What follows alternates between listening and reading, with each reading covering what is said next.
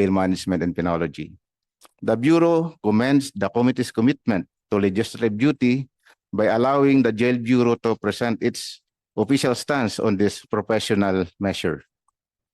Initially created through the passage of Republic Act 6975 and enacted on January 2, 1991, the BJMP was established as a line bureau under the DILG to oversee district, city, and municipal jails, separating jail management from the Philippine Constabulary Integrated National Police.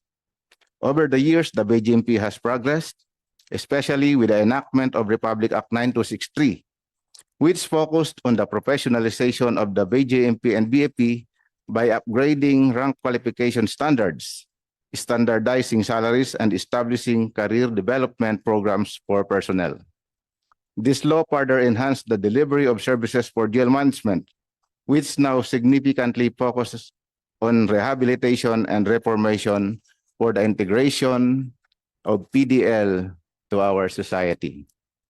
With the aforementioned laws, RA 6975 and RA 9263, which date back to roughly 35 years and 22 years respectively, added to the fact that there have been numerous changes in our world today, including but not limited to innovations in technology, evolving societal norms, and environmental problems, we acknowledge the pivotal fact that this law requires amendment or revision. Hence, the Jail Bureau respectfully requests for the passage of this bill. As part of the uniformed service of the Philippines, the Bureau of Jail Management and Penology is committed to upholding the constitutional guarantee of public safety through the enforcement of its mandate, that is, ensuring that PDL are safely kept within the jail facilities during trial or when adjudged to serve their sentence as a form of reparation to the victims, while simultaneously providing reformation and rehabilitation programs designed to reintegrate offenders into society, thereby promoting restorative justice. At present, the BJMP has 26,839 personnel, and this number continues to grow in response to the ever-increasing need for manpower to assist in the rehabilitation of offenders through its relevant programs, with the end goal of decreasing recidivism. While the Jail Bureau's manpower may not be as vast as that of its counterparts, such as the Armed Forces of the Philippines or the Philippine National Police, its vital contribution to maintaining society's peace and order cannot be discounted. Hence, the proposed rank structure and reclassification of both the BJMP and BAP are fitting. While the BJMP services are focused on jail matters, the BAP provides an equally relevant service, just as the members of other uniformed services or agencies. Thus, keeping the agency ranks equal among the Tri-Bureau is the state's recognition of equality among equals. In conclusion, the said reform is a novel and welcome change for a greater improvement of the uniformed service. Thank you very much, sir. Thank you. Next on the list is from the Civil Service Commission. The chairperson is represented by Attorney Ruth Eunice Mina Diamante at Office for Legal Affairs. Ma'am, you have the floor. Good morning, Your Honors. Good morning, everyone.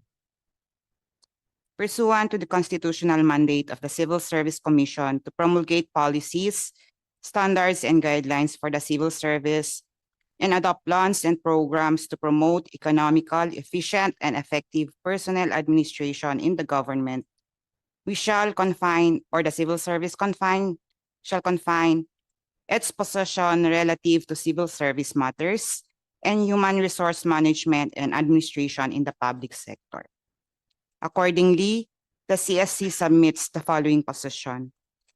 On Senate Bill numbers 204, 1046, and 1873, or the rank, classification, and organization of the BFP and the BJMP, the proposal to use the rank titles in the AFP of the Philippines for the BFP and the BJMP officers will place the latter at par with their counterparts in the Philippine National Police, which now utilizes military ranks under RA 11200 or an act providing for the rank classification of the PNP, amending for the purpose Section 28 of RA 6975.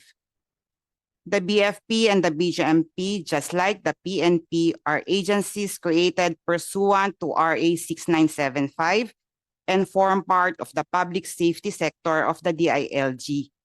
Thus, these agencies should be treated alike.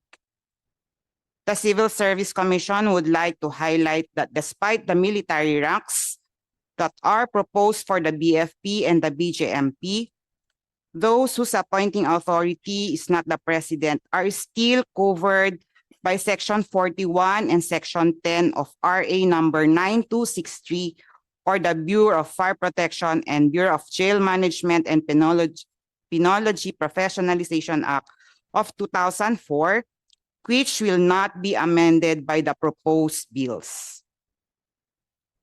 On Senate Bill numbers 206, 886, 1196, 1273, and 1872, or the Jail Integration Act, the Civil Service Commission commends the intent of the bills to consolidate all provincial, sub-provincial, district, city, and municipal jails under a unified framework, thereby ensuring the adoption of a uniform and standardized policy for the administration and supervision of local jails, ultimately promoting more effective inmate rehabilitation.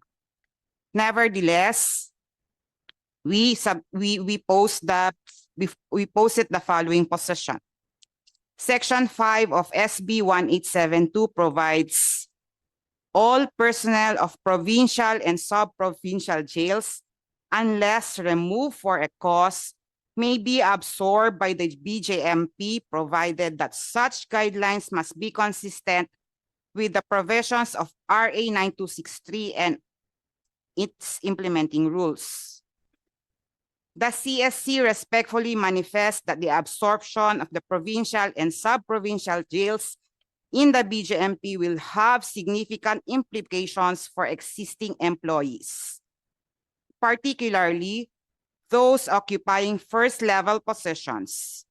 It must be noted that when the BJMP ranks were professionalized under RA 9263 and 9592, the minimum education requirement was upgraded to completion of baccalaureate degree, and consequently, the corresponding eligibility requirement was upgraded to second-level eligibility. In this regard, it is recommended that a provision be